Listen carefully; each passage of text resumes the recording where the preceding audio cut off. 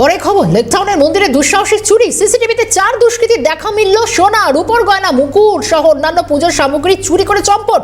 কোটি টাকা মূল্যের সামগ্রী চুরি করার অভিযোগ উঠছে দুষ্কৃতীদের বিরুদ্ধে। লেকটাউন থানায় অভিযোগ দায়ের করেছে মন্দির কর্তৃপক্ষ। লেকটাউনে দুঃসাহসিক চুরির ঘটনা মন্দিরে। একবার ছবি দেখায় সিসিটিভি ফুটেজ।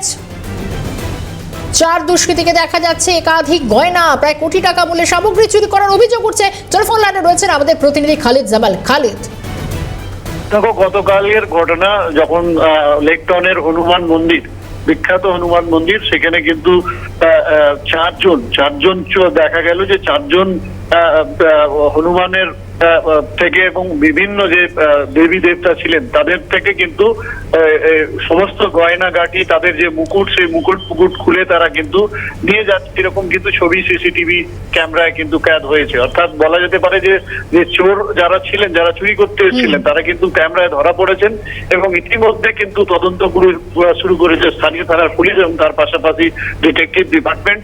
জানা যাচ্ছে যে কোটি টাকার বেশি মূল্যের কিন্তু সামগ্রী ছিল।